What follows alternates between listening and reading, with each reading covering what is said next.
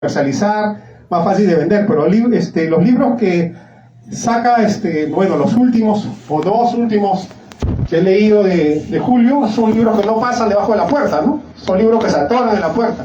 Entonces eso creo yo que hay que resaltar. Y obviamente este trabajo de ensayo le rinde pues un homenaje a Julio, ¿no? Se revisan los textos de su libro, pero el autor entra en unas disquisiciones que me hace recordar pues no sé, a Roland Barthes, ¿no? A Kristeva, a los estructuralistas franceses, ¿no? O sea, es un texto que se independiza, digamos, incluso hasta de la obra de Julio. Hablamos de la poesía, ¿no? Para hablarnos de la palabra, de las imágenes, de la vida misma, ¿no? Que es importante, la vida, la poesía, o la poesía es la vida misma, o el poema se independiza y genera ya en sí una vida aparte. Eso me parece también muy, muy importante en el texto, y me parece valioso porque las reflexiones que se hacen sobre libros y se hacen sobre textos, ¿no? Sobre textos que el autor va encontrando de acuerdo a la forma como va enlazando, ¿no? Se va enlazando el desarrollo del tema, y bueno, él va hilvanando cosa con cosa, libros con libros, textos con textos. Eso creo yo que hay que resaltarlo. Ahora, quiero resaltar esto, perdónenme que me ponga lente porque ya no alcanzo a ver.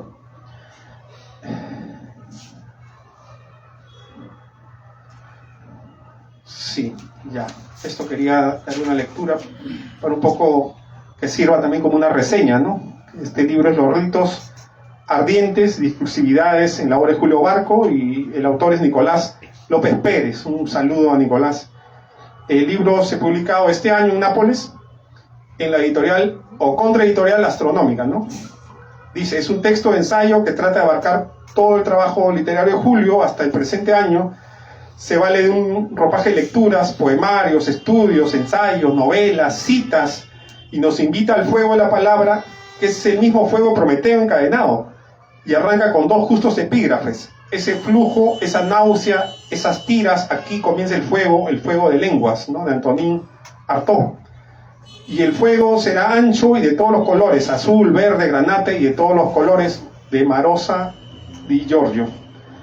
El autor vivisecciona y trata de encontrar qué es lo que mueve la poética de Barco. Son las ideas, el pensamiento, la vida, lo que sucede en una vida que se vive y donde los segundos cuentan uno a uno, y donde todo pasa por la vista como si fuera una película cinematográfica, cuyos cuadros podrían ser versos o poemas, la vida igual que un poema igual que la vida, nada se sabe y todo se comprende. Quiero también hablar acá porque alguna vez creo que hablaba con Julio en algún lugar, no sé si fue en la casa de Guadalupana o fue en Amazonas, pero hablamos de Verástegui, ¿no? Porque Verástegui es uno de los grandes autores que no solo influyó a Julio, me influyó a mí, a la generación de los 90 más que de los 80, ¿no? Porque en los 90 teníamos como padrino literario a Enrique Verástegui, ¿no? Casi todos los poetas, de Miguel Ildefonso, Rubén Grajeda, Aca León Celada, Mesías Evangelista, Rocío Herbias, Carlos Oliva, ¿no? Toda esa mancha, viajábamos a Cañete y conversábamos con Enrique Verástegui. Conversábamos porque nos parecía interesante sus textos, ¿no? Porque su poesía nos informaba, nos comunicaba y sintonizábamos con esa onda.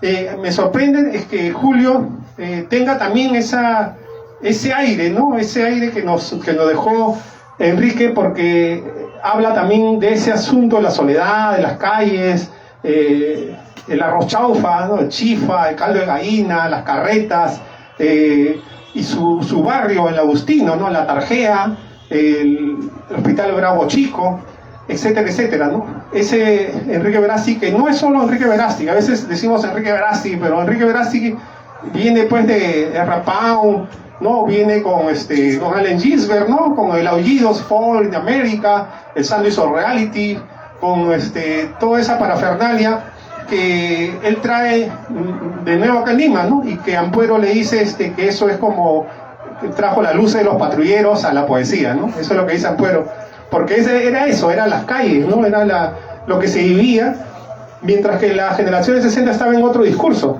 ¿no? Estaba en un discurso más reflexivo, ¿no? Un discurso donde la palabra era, digamos, trabajada hasta sin ningún error, pero con Hora Cero un poco que se rompe eso, ¿no? Que se rompe porque Juan Ramírez Ruiz, por ejemplo, usted puede leer y si uno se fija bien hay ciertas dislexias, ciertos encuentros en el lenguaje a la hora de la lectura, pero eso no era lo importante, ¿no? Lo importante de toda esa mancha que nos influyó a mí y también de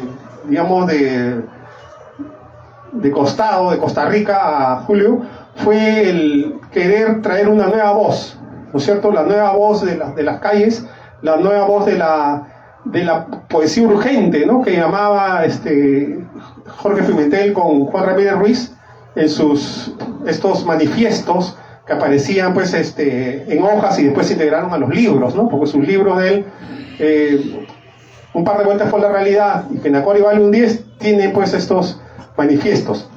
Y lo digo porque en algún momento, gracias al profesor Zachary Payne de la Universidad de Hawái, me tocó editar el libro de Hora Cero, los primeros textos de cada autor, ¿no? Incluido Enrique Verástegui.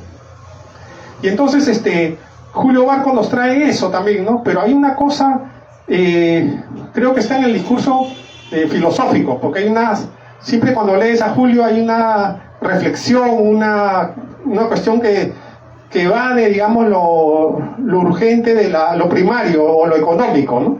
Que se queda un poco en el plano de las respuestas, preguntas-respuestas que no se pueden dar sino a través de la filosofía.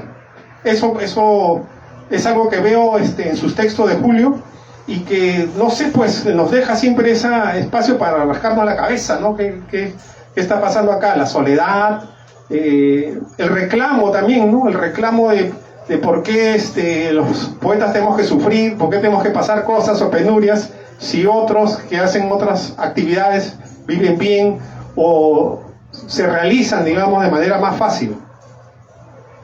Fragmento 53.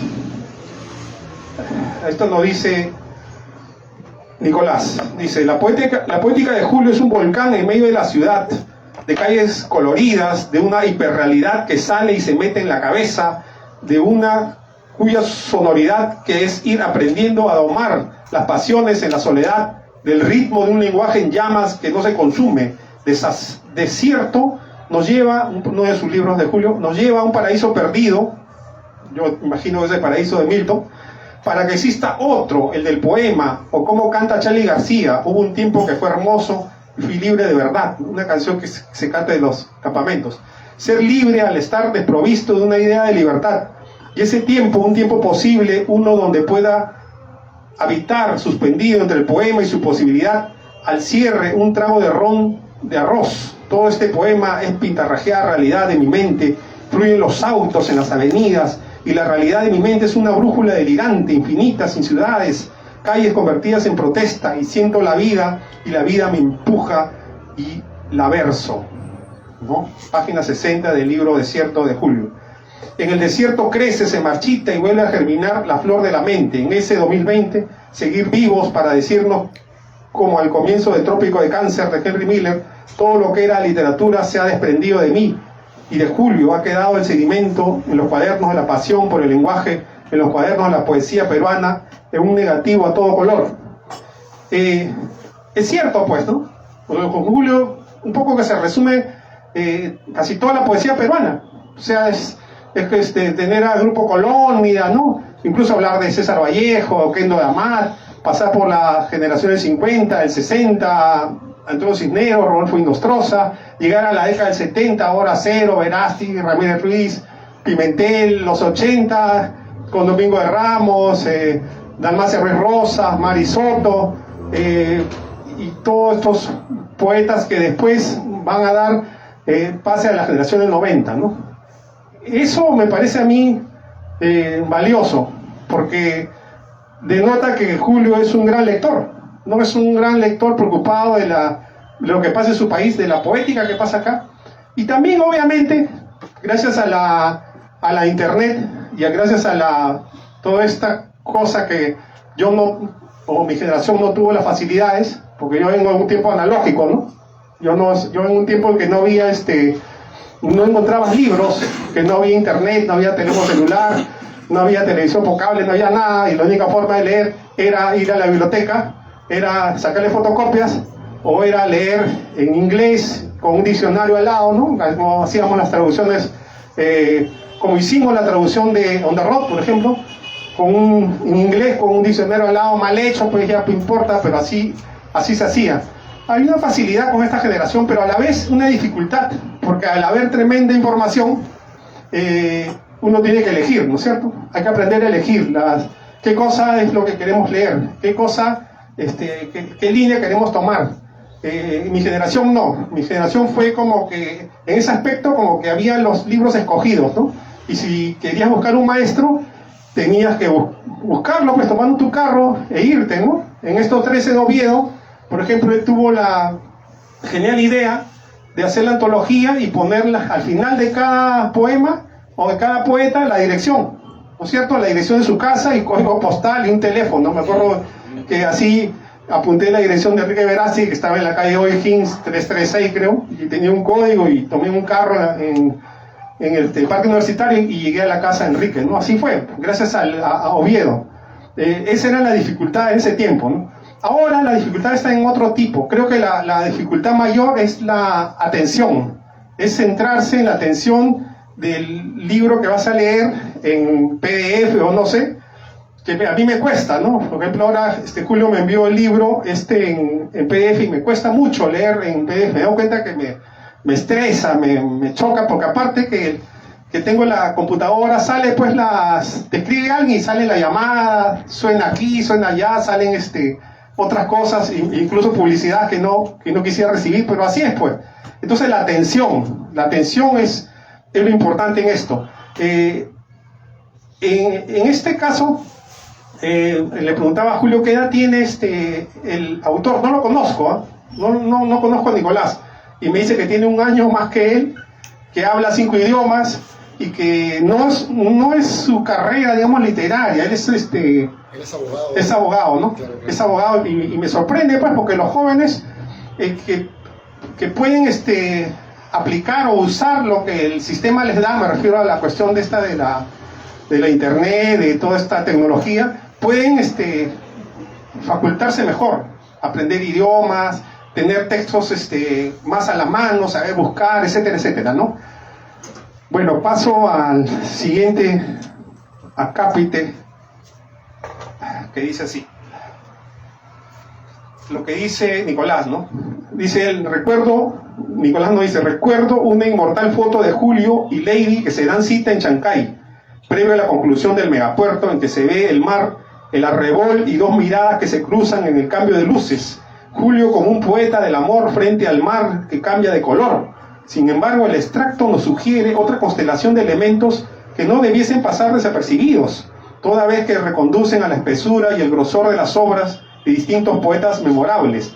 Si los primeros 2 versos se leen en clave metaliteraria, tenemos a un poeta joven que se para enfrente de la vorágine trópica del mar. En la poesía de algunos autores di referimiento. El mar que se vuelve son todas estas agitaciones que las obras nos traen. Por ejemplo, en el caso de Whitman, en Leaves of Grace, para mí el mar es un milagro continuo. Los peces que nadan, las rocas, el movimiento de las olas, las naves con los hombres adentro.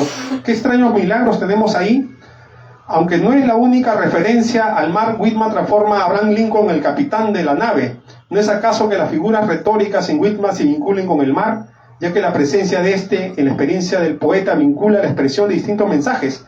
Oh capitán, mi capitán, es en el fondo un poema político. Por otra parte, si abundamos sobre los demás poemas mencionados en mar portugués, poema recogido en Messengen, libro del ortónimo Fernando Pessoa, enlaza la sal del mar a las lágrimas de los portugueses sobre Huidobro y Camões. Huelga a remitirnos a monumentos al mar y al viaje mitopoético de Vasco da Gama en Luisiadas Adán escribe una página críptica pero abierta en el poema epistolar Cristo escrito a ciegas. Si quieres saber de mi vida, vete a mirar el mar.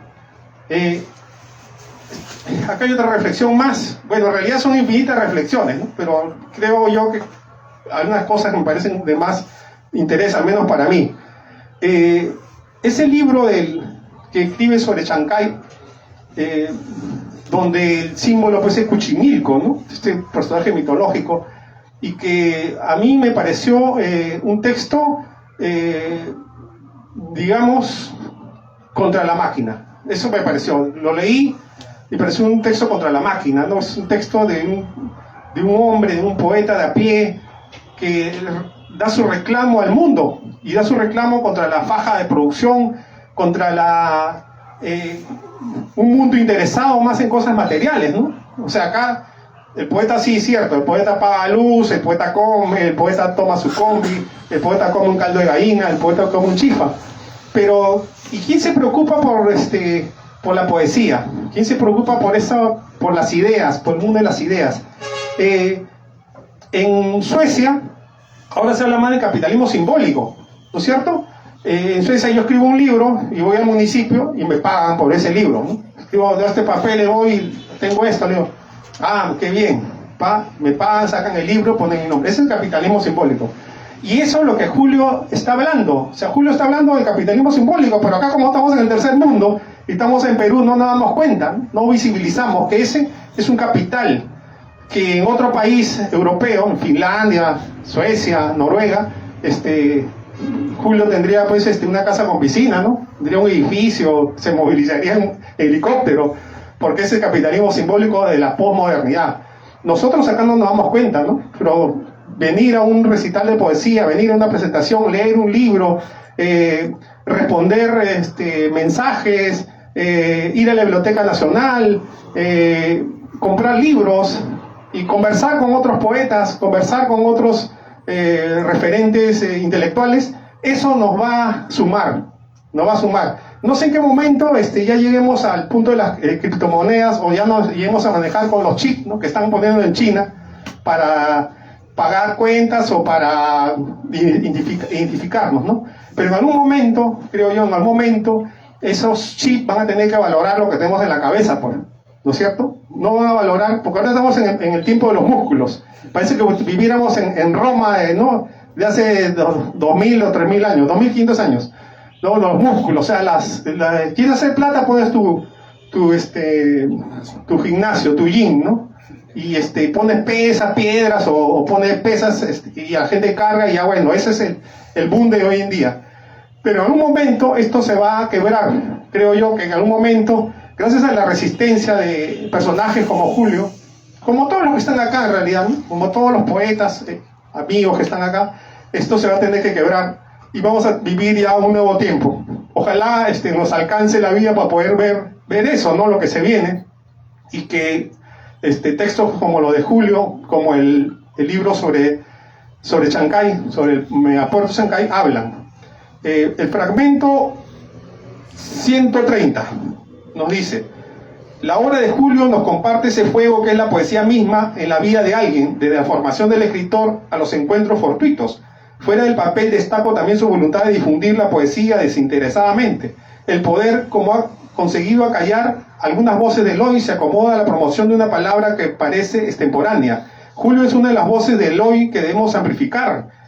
Este libro es un megáfono, un parlante que busca resignificar la presencia del poeta en el espacio público, no necesariamente supeditado a su extensión. Otra vez aquí algún punto que quiero hacer, porque el otro día hablaba de Julio, y Julio, no sé en qué momento fue, pero me dijo, no, ahora me queda un tiempito para escribir un artículo. Un tiempito, que era como salir del canal de televisión y el trayecto que le toma ir desde Miraflores hasta el Agustino para escribir un artículo, ¿no? Ese es el tiempo. Porque Julio no solo se preocupa en escribir textos, sino también en publicitar y en darle ventana a otros escritores, ¿no? A otros personajes, digamos, esta urbe de cemento en la que los pocos espacios que hay son disputados o simplemente se te niegan fácilmente. pero él, el programa de televisión abre sus puertas a todos, ¿no? O sea, tirios y troyanos, o sea, amigos y enemigos entre comillas, que no creo que haya enemigos, pero digamos que no somos tan amigos y nos encontramos en el canal de televisión.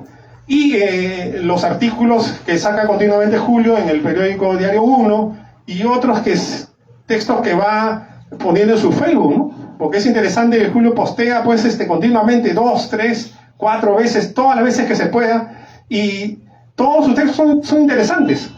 O sea, a veces yo ya no pongo like porque ya no quiero aburrirlo al hombre, no va a pensar que estoy acechando, asediando, pero el hombre está manifestándose durante todo el día sobre la poesía, ¿no? ¿Qué pasa acá? ¿Qué sucede? ¿Qué estamos viendo, ¿no? Que nos impide ser poetas, que nos impide realizarnos en la poesía.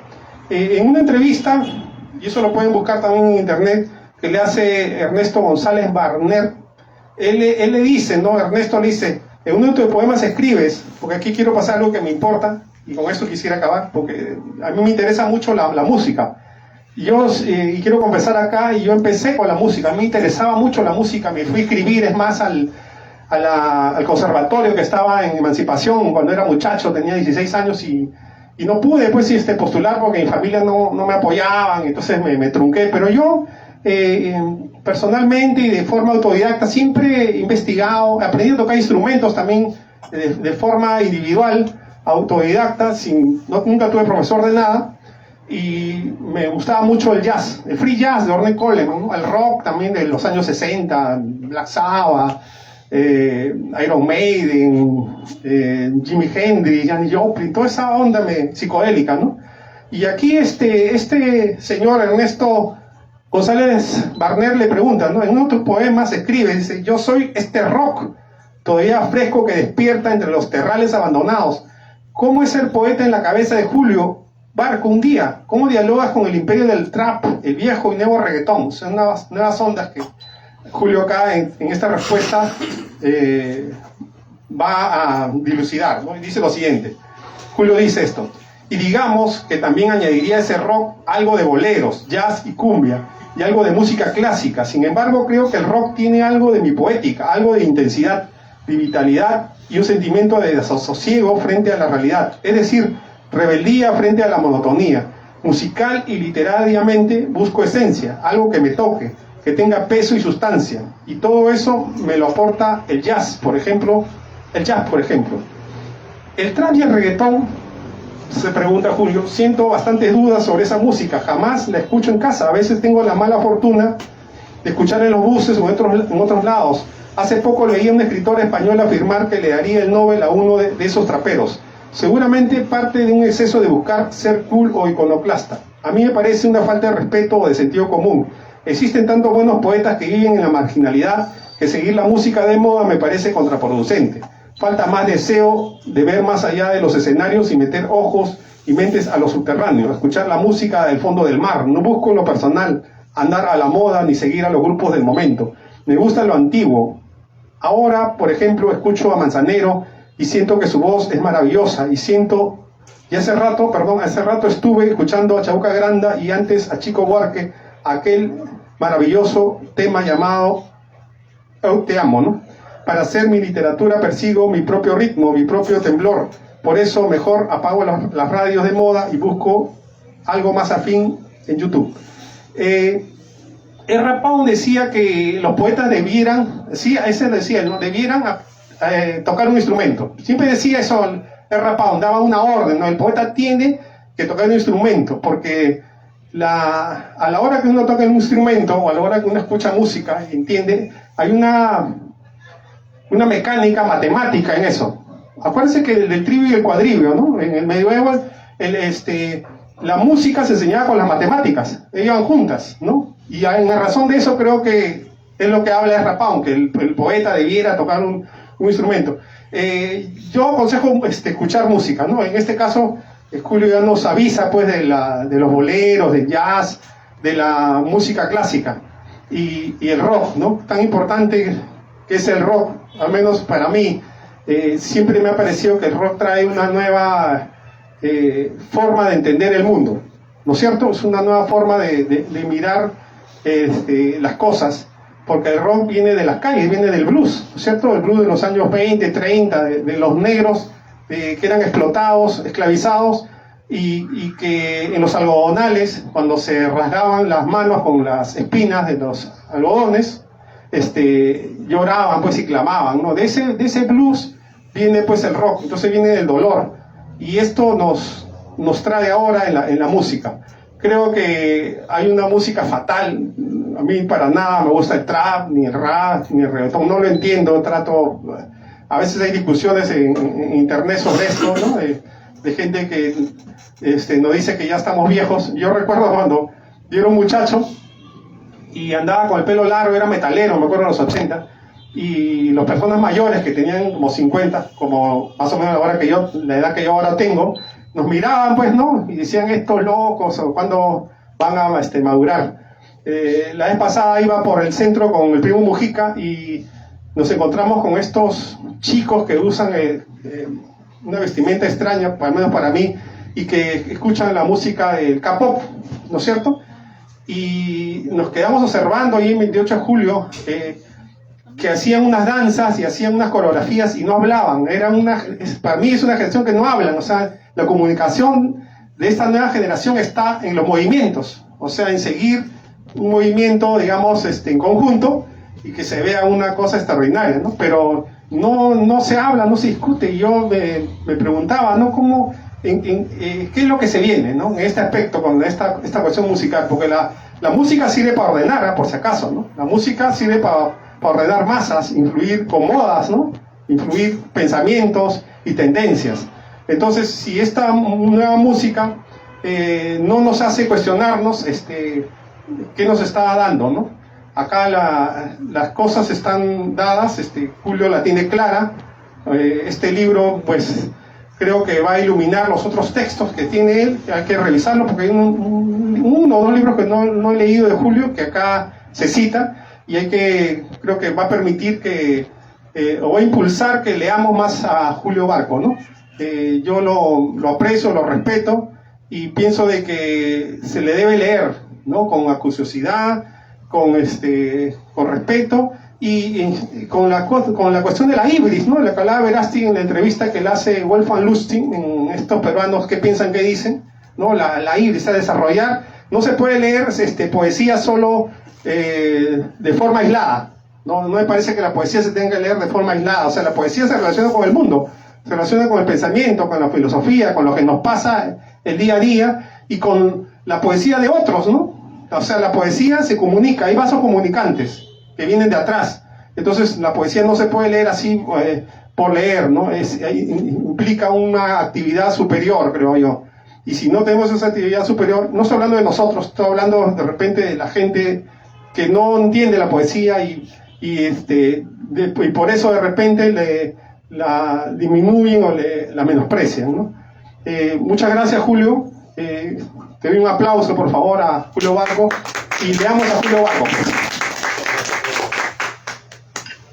Gracias, Rodolfo. De hecho, cuando pensé quién podía presentar este libro, inmediatamente pensé en Rodolfo, porque creo que es uno de los escritores más auténticos y más consecuentes, y digamos uno de los que asume la literatura como una actividad no solamente de escribir buenos libros, sino también de comunicarlos, de impulsar una solidaridad.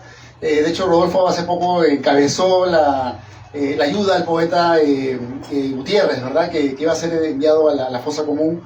Entonces, esa parte de Rodolfo me parece bastante admirable también, y al margen de sus libros, ¿no? Que de hecho Revolución Caliente me parece un libro indispensable, ¿no? Para leer literatura de los últimos, digamos, 50 años en el Perú, ¿no? Y nada, gracias, Rodolfo, por tus palabras y tu generosidad. Bueno, de mi parte yo pensaba que es la primera vez que presento un libro no mío, ¿no? Sino de un autor que habla de mí, y es raro porque siempre presento mis libros, y de hecho es algo también emocionante, ¿no? Los que me conocen desde la universidad, ahí está Armando, está Eduardo, Juan, José, son amigos de la Villarreal, también Carlos. Ustedes saben de que hemos empezado desde que teníamos 16, 17 años con este afán, ¿no? De escribir. De hecho, en la Villarreal fundamos Tajo, y ya teníamos toda esa locura de escribir, o sea, la pasión. Yo creo que la literatura lo que te da en el fondo es un gozo, ¿no? quizá no nos da plata, no nos da fama de repente, o como dice acá, un avión, ¿no? Pero sí nos da de pronto ese gozo, ¿no? En el fondo, creo que leer básicamente es un placer, ¿no? Y el tiempo que yo leo, el tiempo que ahora puedo leer, siempre para mí es un gozo. Y bueno, ahora, escribir también es un gozo, pero también es un dolor, ¿no? Tampoco no voy a ser insincero. Cada libro mío me ha costado trabajo, me ha costado tiempo, me ha costado, etcétera, ¿no? Entonces, eso, nos sostenía esa actitud con la poesía, esa vitalidad. Y luego, cuando pasan los años universitarios, todos van por sus caminos en solitario, ¿no? Y yo creo que ahí es cuando se define si realmente eso te apasiona, ¿no? De repente tu vocación te lleva a seguir escribiendo o no escribir. Yo nunca me propuse escribir tantos libros, sucedió, ¿no? Uno empezó, otro, y luego también empecé a armar en mi mente estructuras, ¿no? Trato de armar cuartetos, acá también se habla, por ejemplo, en la época de pandemia, armé un díptico de desierto, concierto, y igual, he tratado de armar algo sistemático en mi mente, ¿no? Pero todo ha sido muy espontáneo, pero también consecuencia de que como dice bien acá el maestro Ibarra, que me dedico a la literatura, me he dedicado muchos años, ahora también lo hago, casi como una especie de oficio que implica tiempo, ¿no? Implica tiempo, lecturas, implica tomarse en serio ese trabajo, ¿no? Que es un trabajo de todas maneras, ¿no? Entonces, esto para mí es una sorpresa. De hecho, yo conozco al autor desde antes de este libro. El autor publicó 3 libros míos, ¿no? Publicó junto con una editora argentina, publicó mi libro Mosaico, él es chileno, y fue una coedición, y además publicó también mi libro Made in Perú, ¿no? Cuando yo viajé a Alemania, me llegó por Amazon, me lo mandó en un paquete, y ahí estaba yo en el Instituto Cervantes, y me llegó Made in Perú, que fue su primer libro, donde hay un prólogo de casi 50 páginas, creo que es muy interesante también, y en Made in Perú él recopila 10 años de mi literatura, ¿no? Desde mi libro Me da pena que la gente crezca, que lo escribí casi a los 17 años, 18 años, hasta mi último libro en esa época, ¿no? Entonces me llegó ese libro en mis manos ahí, y fue genial, ¿no? Y luego de eso, este autor también siguió leyendo mis obras y publicó un libro que se llama 7 arengas populares, ¿no? Que es un libro donde el autor recopila mis entrevistas, mis artículos y las divide en ciertas secciones, ¿no? Jugando con la idea de José Carlos Mariátegui, ¿no? Y para mí es de una generosidad tremenda, ¿no? Yo creo que el gran problema de la literatura actual es la abundancia de autores, ¿no? Y la falta de gente que lea de manera profunda lo que hacemos, de manera seria, sin prejuicio, ¿no? Y pueda dar una idea de lo que hacemos, ¿no? Una idea que, digamos, pueda sostener, porque en el fondo es lo que me decía la profesora de la universidad, ¿no? Que no es que el poeta defienda su obra, ¿no? Yo puedo decir que soy un genio, ¿no? Es la cosa que lo diga otra persona, ¿no? Y lo digan otras personas, ¿no? Entonces, para mí esto es una pequeña, bueno, una gran muestra en realidad de que hay un eco en mi literatura. Y bueno, citando a los poetas, de que no estábamos locos ni equivocados, ¿no? Yo siempre he hecho literatura, he hecho poesía desde la locura, sí, pero también desde la lucidez, ¿no? Pensándolo como algo serio, algo que tenía que tomármelo de una forma, digamos, ambiciosa. Creo que lo único que nos queda a los escritores es siempre ser muy soñadores, ser, digamos, megalómanos, porque de pronto es un ejercicio que no se sostiene por nada más que la ilusión de escribir, ¿no? Y creo que pienso en Balzac, queriendo escribir, digamos, la comedia humana, ¿no? Tener eso en tu mente, pongamos, ¿no? O Verástegui, Splendor, o Ezra Pound, Los Cantos, etcétera, ¿no? O hace poco leía al historiador Gibbon, ¿no? Que tiene su libro La decadencia y la caída de Roma, ¿no? Que son como 16 tomos que Borges recomienda. Entonces, eso, ¿no? Yo creo que siempre he amado la poesía. Yo empecé cuando tenía 12 años. Yo recuerdo claramente que para mí mismo me tomé la licencia de decir que quiero ser escritor, y ya cuando tuve 16, 17 años lo dije a los demás, ¿no? Y creo que no he perdido un poco esa esencia. Yo empecé escribiendo en un diario que me compró mi abuela, y mi abuela le puso un holograma de Goku, de Dragon Ball, porque era una imagen de una señorita, y ahí empecé a escribir. Lo que escribo ahorita en mi Facebook, empecé a escribir con 11 años, y escribía lo mismo, con mi voz interna, que siempre la he tenido, y para mí escribir ha sido eso, ¿no? Y de hecho en mi casa no había una biblioteca. Yo empecé a leer y mi abuela me compraba resúmenes, la Ilíada, Los Miserables, los leí en libros de 50 páginas, y me encantaba. Y desde ahí no he parado hasta ahora, he escrito, he leído mucho, y básicamente eso, ¿no? Es el camino que se arma con la pasión que uno siente, ¿no? Y eso es lo que está en mi obra, creo, y lo que se siente, de pronto lo que también expresa Nicolás. Y bueno, y por otra parte, lo que ha hecho Nicolás, cuando ustedes lo lean, corroboro lo que dice Ibarra, ¿no? Que el libro vale por su estilo, su prosa, ¿no? Al margen de que hable de mi obra, el libro está muy bien escrito. Yo lo leí creo que en 4 horas por la emoción del tema, y lo leí, me lo mandó, me acuerdo, y lo leí hasta la madrugada. Y nada, creo que van a encontrar muchas puertas en lo que intento escribir. Creo que es importante, como dice Ibarra, y también como yo creo, que las obras tengan, digamos, un campo crítico, ¿no? En el fondo la literatura se sostiene por ello, en el fondo, ¿no? Y creo que esa es la primera etapa del punto de lo que puede venir después, no sé. Y bueno, pues saludo a Nicolás, que seguramente también nos está escuchando desde Italia. De hecho, es muy generoso, ¿no? Que desde otras partes la literatura sea escuchada, ¿no? Vivimos en el Perú, vivimos en Lima, es muy complicado desarrollarse como escritor, ser honesto, ser genuino, tratar de ser, de repente no estar en la pose, no estar en el arte, en la artesanía que es el arte, ¿no? Porque es una cuestión de artesano, de escribir un día, otro día, otro día. Antes de mis primeros libros, yo tengo muchos libros que nunca he publicado, que los escribí entre los 14, 17 años, y nada, eso.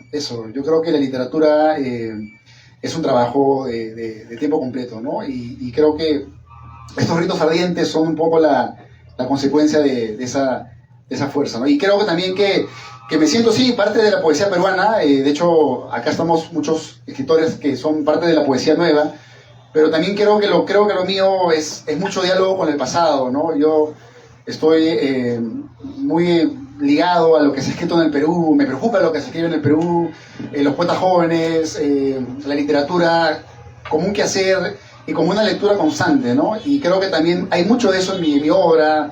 Cada uno de mis libros los he escrito leyendo muchísimos libros, entonces van a encontrar muchos guiños tal vez, ¿no? Y eso, creo que sigo pensando que la literatura tiene una fuerza capaz de romper fronteras. Creo que cuando uno se hace adulto se divide, ¿no? Somos de Alianza, somos de la U, somos de Cristal, y creo que el arte y la literatura nos une, ¿no? Creo que un espacio donde no importa que creas o no en el Papa, no, que creas en Buda, pero si lees un poema, creo que te unes en un momento dado, ¿no? Y creo que es lo que falta en la humanidad, ¿no? Romper un poco todas esas distancias y unirnos, ¿no? Entonces, eso, yo escribo para buscar esa unión, escribo para buscar que la gente siga escribiendo, y escribo porque creo que la literatura, no sé si cambiará el mundo, yo creo que sí ha cambiado el mundo, pero cambia a la persona, y creo que la persona cambia el mundo, y eso es lo que importa, ¿no? Y nada, que estoy agradecido por su presencia de ustedes, y espero pues que disfruten como yo esta obra, ¿no? Y que se la lleven a casa, la subrayen, y luego podamos conversar de ella, ¿no? Gracias.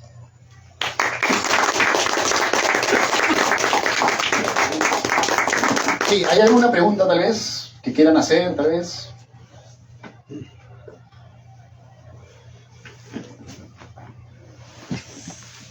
No sé si esto siga. Sí, bueno, en primer lugar, felicitaciones por este libro ensayo, ¿cierto? Es un libro ensayo. Y bueno, la primera pregunta, no he leído todavía el libro, yo la voy a leer, pero cuando empiezas a escribir, vamos primero por la narrativa, ¿no? O sea, cuando empiezas a escribir narrativa, tú lo estructuras primero, haces un boceto o vas de lleno de frente y lo escribes todo, y ahí en ese mismo borrador empiezas a depurar. ¿Cómo es tu proceso, digamos, no creativo, sino el proceso estilístico? Claro. Bueno, sí, en un primer momento creo que a todos nos pasa que escribimos por desahogo, ¿no? Simplemente lo que nos sale como un torrente, pero creo que cuando han pasado los años ya tengo más, digamos, tengo como que más colores para escribir, ¿no? Como que uno abre puertas, ¿no? Digamos, uno empieza escribiendo poemas románticos a una chica que le gusta, básicamente, y luego ya puedes escribir poemas, o sea, a una mesa. Chancay, por ejemplo, el tema de Chancay, no es que por inspiración yo me lo impuse el tema, ¿no? Entonces, y bueno, en mi narrativa, yo tengo, creo que tengo unas 4 novelas, me parece, unas 3 novelas, Semen, El Nuevo Fuego, Dos amantes bajo el cielo de Lima, Dejar de escribir, 4. Y bueno, esos libros, claro, no me los, claro, digamos que fueron consecuencia también de la poesía un poco, ¿no? Pero uno de ellos, bueno, ya a partir de esta edad, digamos, sí son ya proyectos, ¿no? Que tengo, ¿no? Me pongo un tema y ya lo trato, digamos, de enfrentar, ¿no? Y creo que no solamente, claro, pero igual también por la inspiración, siempre que hay inspiración sale, ¿no? Pero yo creo más en lo que decía Mozart, ¿no? Cuando a Mozart le decían que era el mejor pianista, decía, pero soy además el que más estudia sobre la música, ¿no? Y yo creo que no es una cosa de magia tampoco, ¿no? Es más bien de dedicación, ¿no? Y creo que en el fondo construir una obra, un relato, algo, hay que tener, digamos, una base, empaparse para luego hacerlo, ¿no? No sé si alguien más quiera... Bueno, en todo caso, bueno, les agradezco, ¿no? Que hayan venido y que estén acá. No sé si quieres agregar algo más, Rodolfo. Nada, bueno, este libro, los que nos están escuchando por Facebook, porque está en vivo, está ahorita en mi muro. Los que me están escuchando por Facebook, les mando un saludo a los amigos de por allá. Y bueno, este libro lo pueden conseguir, si no están en el Perú, pueden conseguirlo por Amazon. Y a nivel Perú, pues escriben un mensaje y les puedo indicar cómo llega a sus manos. Así también todos mis libros, ¿no? Y les agradezco la amabilidad de poder estar conmigo en este momento. Creo que es raro que escriban sobre un poeta peruano. Creo que es un triunfo no solamente mío, sino de la poesía peruana. Y yo me siento, no soy chauvinista ni nada por el estilo, pero amo mi país. Y si en algún momento tengo que representarlo, ustedes también, hay que sacar lo mejor, ¿no? que tenemos. Yo creo que lo que tenemos en el Perú creo que es bastante arte, ¿no? Tenemos una cultura grande, somos un país milenario y creo que eso nos debe llenar de fuerzas para seguir avanzando, ¿no? Y bueno, gracias.